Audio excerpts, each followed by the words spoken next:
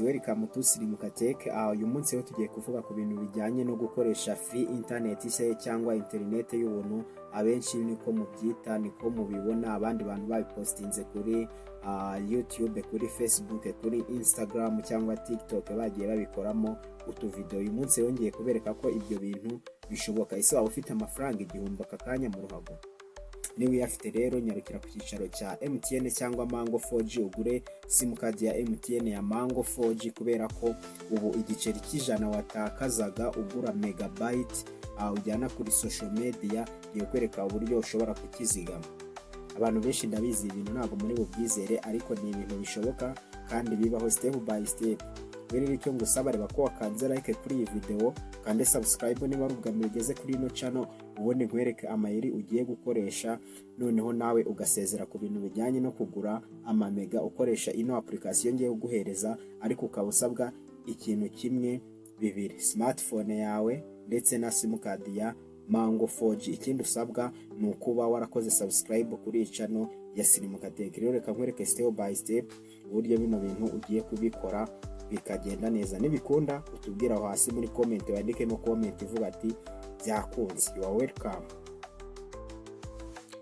Nizere rero ko twese twavuye ku isoko cyangwa dusanzwe dukoresha simukadi yacu ya Mango 4G. Twebwe rero urabona hano hejuru, urabona ko turi gukoresha wifi. Noneho wifi turayifunze.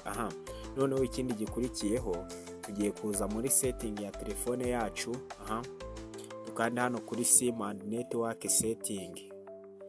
Murabona ko nimwitegereza neza muri screen zanyu muri bubone ko hano hari ahantu handitse ngo mobile data, ni simukadi ya mbere. Kandi simukadi ya mbere hano murayibona ahangaha ndi kugenda nkoraho, urabona ko ari 4G Lite. Ni 4G Lite, mwayibonye hano ahantu iri. Wowe rero ikintu uri bukore, uraza ujye muri Google Play Store yiwawe, ushake Google Play Store yawe. Google Play Store niyo tugiye gushaka. Noneho dushyiremo iyo application. Twongere duconnect kuri wifi gatoya kugira ngo iyo application tubashe kuyibona.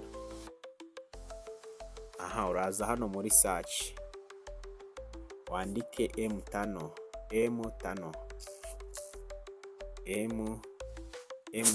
VPN Lite. Wowe rero urabona M5 VPN yacu tugiye gukoresha ni iyi ngiyi. Iyi ngiyi niyo VPN yacu tugiye kuba twakoresha.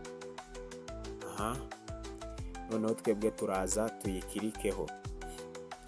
Noneho hano bari kutubwira ngo iki? Bari kutubwira ngo what new last update iheruka kuba update ku itariki 4/2025. Iyi ngiyi yabaye upgrade. Nta bibazo ikunze kugira gute, add issue fixed. Urabona ko na application yizewe ugendeye ku buryo bayiretinze.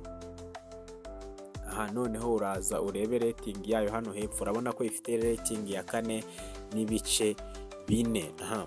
Noneho iyi application yacu ikintu usabwa, nari nabanje kukubwira ko ugomba kuba ufite simukadi ya Mango 4G ariko ya MTN. None wavuye ku isoko wamaze kuyigura, reka tujyane akantu ku kandi. Uraza hano ukore open yayo. Uraza hano ukore open iyi application.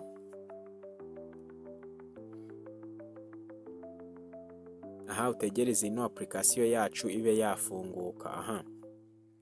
Uze ukupe. Noneho utu tuntu tubiri hano, urabona hari utuntu 1, 2, 3. Utu tuntu twose uratubona. Rero ahantu ino application yacu wowe urajya uyikoresha na ahangaha hambere handitse UDP cyangwa WireGuard. Hano kuri Fast DNS ntago ikunze kuba ikora. Ikize ki application nta yindi setting ya kabiri isaba ngo ibe wagira gute wayiconnecting. Duconnecte. If you love privacy, you will absolutely love NordVPN. Please, rero murabona ko VPN yacu yabashije kuba yabaye connected. Noneho reka dukupe. Uraza hano nenda kuri Facebook. Kuri Facebook ni ibintu bisanzwe.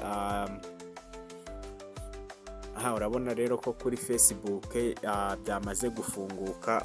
Urabona rero ko ino VPN yacu yizewe. Aha twongere dusubire muri ya VPN yacu mbabwire akantu kamwe.